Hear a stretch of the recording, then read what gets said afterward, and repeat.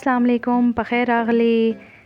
कैसे हैं आप सब? मेरी दुआ है जहाँ रहें खुश रहें, आबाद रहें। तो जी ये है अभी सुबह का वक्त, आज है जुमेरात का दिन। और जी अल्लाह ताला का हमें बहुत ज़्यादा शुक्र अदा करना चाहिए। अल्लाह ताला ने हमें एक नई सुबह दी है, एक नए अज़म के लिए, अपने पिछले तमाम काम जो हमारे रह गए हैं उनको ख़त्म करने के लिए, एक नया काम शुरू करने के लिए बस अल्लाह का बहुत ज़्यादा शुक्र अदा करना चाहिए। सेहत, ज़िंदगी, तंदुरुस्ती के साथ हमें अल्लाह ताला ने नई सुबह दी है। तो जी हम दिन का आगाज़ कर रहे हैं जी नाश्ते के साथ। तो जी ये बन रहा है अगेन वही लच्छा पराठा। तो जी मैंने पराठा बनाया, उसकी 2-3 तहें लगा के और उसको मैंने इस तरह कोन की शेप में मैंने उसको रोल कर दिया है। तो जी अब मैं इसको थोड़ी देर के लिए इसको मैं रेस्ट ज़रूर दूंगी। ये देखें, इसको मैं ना इस तरह कोन की शक्ल में दे के ना इसको मैं हल्का सा प्रेस कर रही हूँ और साथ इसको मैं टर्न कर रही हूँ ताकि इसकी लेयर्स आ जाएँ पेड़े में। अगर आपके पेड़े में ही लेयर्स बन रही हैं तो फिर आप समझ जाएं कि आपका पराठा जो है वो सही मज़े का क्रिस्पी और लच्छेदार बनेगा। ये देखें, ठीक है। अब इसको मैं थोड़ी देर के लिए रेस्ट देती हूँ ताकि इसकी लेयर्स जो हैं वो अच्छी तरह खुल जाएं। ठीक है, अब मैं इसको बना रही हूँ पेड़ा। इसको मैंने बेलना शुरू कर दिया है, तो इसको अब मैं फ्राई करूँगी। ये देखें, आपकी आप जो रोटी बेलती हैं ना उसी में ही आपकी लेयर्स देखें नज़र आना शुरू हो जाती हैं। तो इसका मतलब है कि आपका पराठा जो है बहुत क्रिस्पी बनेगा। इसको मैंने डाला तवे पर, उस पर डाला ऑयल, हल्का सा उसका कलर चेंज हुआ तो मैंने उसको पलट दिया। अच्छा, मैं रोटी बहुत ज़्यादा नहीं फेंकती, ठीक है। बस एक साइड को मैंने इस तरह टर्न कर दिया, उसको फ्राई किया, दूसरी साइड को फ्राई किया। ज़्यादा फ्राई इसको चलाना नहीं है। ये देखें कितना ज़बरदस्त और क्रिस्पी पराठा हमारा रेडी हो चुका है। साथ में ही मैंने बच्चों के लिए अंडे भी फ्राई कर लिए थे और अभी मैं बच्चों को दूंगी नाश्ता। और जी नाश्ता करने के बाद जी अब ये है जी दोपहर के खाने की तैयारी हो रही है। ये चावल हैं जिसको आप तकरीबन 4 कप चावल हैं जिसको मैंने भिगो दिया है। थोड़ा नीम गर्म पानी में इसको भिगोएं तो इसका चावल का दाना जो है वो बहुत खिला खिला और लंबा लंबा आएगा। और ये सीला चावल हैं, ठीक है। यहाँ पे जी बन रही है यखनी। मैं आज बना रही हूँ बीफ पुलाव, ठीक है। बिल्कुल देगी स्टाइल का बीफ पुलाव मैं बना रही हूँ।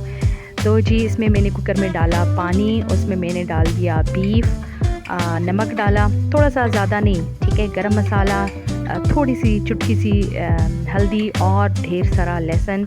एक प्याज को मैंने मोटा मोटा काट लिया है, वो भी मैं इसमें डाल दूँगी। और इसका ढक्कन जो है वो मैंने बंद कर दिया है और इसको मैं एक साइड पे रख दूँगी तो ये पकना शुरू हो जाएगा। यहाँ पे मैं जी साथ में तैयारी कर रही हूँ आलू कीमे की, क्योंकि मेरे बच्चों को बहुत ज़्यादा आलू कीमा पसंद है। तो हाँ, मैंने जी कढ़ाई में डाला ऑयल। ये जो ऑयल डालने का ये जो है बर्तन सा, ये तकरीबन पाव का है, 1 पाव का है। यहाँ पे जी मैंने डाला ऑयल, तकरीबन कहें कि आधे कप से थोड़ा सा ज़्यादा मैंने डाला था। साथ में मैंने एक प्याज को ग्राइंड कर लिया था और उसको मैंने इसमें ऑयल में डाल दिया। इसको मैं फ्राई कर रही हूँ, इसका कलर ब्राउन हो जाए तो 1-1.5 टमाटर जो है उसको भी मैंने ग्राइंड कर दिया था और मैं इसमें डाल देती हूँ। जब आप इस तरह प्याज और टमाटर जो है उसको ग्राइंड कर लें तो ये बहुत सहूलत हो जाती है, जल्दी से आप पक भी जाता है। और जो सालन है उसमें कहते हैं ना, रोज़ ज़िंदा प्याज और टमाटर नहीं आपके मुंह में आते, तो वो अच्छा नहीं लगता। तो ये ग्रेवी जो है ना, जब आप इसको ग्राइंड किया होता है आपने, तो इसकी ग्रेवी बहुत ज़बरदस्त बनती है। अब मैं इसको फ्राई कर रही हूँ। साथ में देखें मैंने मिक्स मसाला 1 चम्मच भर के वो मैंने इसमें डाल दिया है। इस मसाले को मैं अच्छा सा भूनूंगी, फिर उसके बाद मैं इसमें कीमा डालूंगी। ये देखें, नमक मैंने डाल दिया और इसको देखें मैं इतना फ्राई करूँगी कि इसका ऑयल निकल आए। ये थोड़ा सा मैंने इसमें ज़ीरा डाल दिया, ठीक है। अब मैं इसको कर रही हूँ अच्छा सा मिक्स। थोड़ा सा गरम मसाला भी मैंने इसमें ऐड किया, ठीक है। इसको मैं मिक्स कर दूँगी और इसको मैं फ्राई करूँगी। अच्छा, मैं मसाला बहुत ज़्यादा भूनती हूँ, मसाला डालती हूँ वो भूनती हूँ, फिर जब कीमा या गोश्त डालती हूँ वो मैं अच्छा सा भून लेती हूँ। उससे इसका ना टेस्ट बहुत अच्छा आता है। सालन का जो टेस्ट है उसका वो टेस्ट बहुत अच्छा आता है। जो ग्रेवी होती है ना उसका टेस्ट बहुत अच्छा आता है। इसको अब मैंने कीमा को डाल दिया है। ये बिल्कुल ही फ्रीज़ था, तो इसमें ना अब मैं इसको ना मसाले में भून रही हूँ और इसको मैं ढक के रख दूँगी ताकि इसका ये जितना पानी है वो सारा निकल जाए। तो पानी हल्का सा फ्राई रह जाएगा, थोड़ा सा ये थोड़े से देखें फ्राई हो चुके हैं और थोड़ा सा इसका पानी रह गया है। मैं अब इसको अच्छी तरह फ्राई कर रही हूँ। इसमें जितनी गुठलियाँ थी उन सबको ख़त्म करने की कोशिश कर रही हूँ। तो साथ में जी है मैं इसको पानी डाल दूँगी और इसको पकने के लिए मैंने चढ़ा देना है। ऊपर से मैं इसको ढक दूँगी। ये देखिए मैंने इसमें पानी डाल दिया, तो इसको ऊपर से जो है वो मैं ढक्कन लगा दूँगी ताकि ये अच्छे से गल जाए। ये देखें, अब इसमें थोड़ा सा भी पानी रहता है। मैंने 3 आलू थे, उसको मैंने बिल्कुल क्यूब साइज़ में काट दिए हैं, वो मैंने इसमें डाल दिए हैं। इसको मैं कर रही हूँ मिक्स, ताकि वो जो कीमे का थोड़ा सा पानी रह गया था वो आलू जो हैं वो थोड़े थोड़े से उसी में गल जाएं। और जब ये ऑयल छोड़ देंगे, सारा पानी ड्राई हो जाएगा, ऑयल छोड़ देंगे, तो मैं इसको अच्छी तरह भून लूँगी। ये देखिए यहाँ पे मैं कर रही थी इसकी बुनाई। इसमें डाल दिया मैंने पानी और इसको मैंने बॉईल करने के लिए रख दिया। यहाँ पे जी गोश्त भी रेडी हो गया था। अब मैं बना रही हूँ चावल। दूसरी साइड पे सालन मेरा रेडी हो रहा है। मैंने जी देचकी में डाला ऑयल आप अपने हिसाब से लीजिएगा, क्योंकि यखनी में भी थोड़ा सा ऑयल होता है। यहाँ पे मैंने इसमें तकरीबन 1 से 2 प्याज थे, वो मैंने डाल दिए। इसको अच्छी तरह मैं कर रही हूँ फ्राई। जैसे ही उसका ब्राउन कलर, ये देखें आपको शो हो रहा है, जैसे उसका ब्राउन कलर आ गया, तो चूँकि ये देगी स्टाइल के बन रहे हैं, तो मैं इसमें डाल दूँगी 1 चम्मच भर के गरम मसाला। अच्छा, इसमें गरम मसाला बहुत ज़्यादा चलता है, इसमें आपको ज़्यादा गरम मसाला डालना पड़ता है। उसके ऊपर हमने डाल दिया पानी। ये देखें जी, पानी हमने इसलिए इसके डाला कि इसका जो ब्राउन कलर है वो सारा प्याज का वो अपना ब्राउन कलर छोड़ देगा, तो उससे चावलों का कलर बहुत खूबसूरत आता है। अब मैं इसमें मसाले डाल रही हूँ। थोड़ा सा मैं मिक्स मसाला डालूँगी। नमक डाला, ज़ीरा डाला और गरम मसाला डाला और इसको मैं फ्राई कर रही हूँ। 1 टमाटर की ग्रेवी मैंने निकाल के वो डाली। 2-3 ग्रीन चिलीज़ जो थी वो भी मैंने साथ में डाल दी। अब जो गोश्त मैंने फ्राई किया, बॉईल किया हुआ था, वो मैं इसमें डाल दूँगी और अच्छा सा मैं इसको भून लूँगी, ताकि उसकी जितनी स्मेल वगैरह है वो सारी उसकी ख़त्म हो जाए। ठीक है, ये देखें, ये सारा मैंने इसमें गोश्त डाल दिया। अब मैं उसको अच्छे सा फ्राई कर रही हूँ। ये देखें कितने ज़बरदस्त ये फ्राई हो रहा है। अच्छा, गोश्त में यहीं से फ्राई करके ना उसको मैं निकाल दूँगी। ये देखें, साथ में जो सालन है, आलू कीमे का सालन, वो हो गया है रेडी।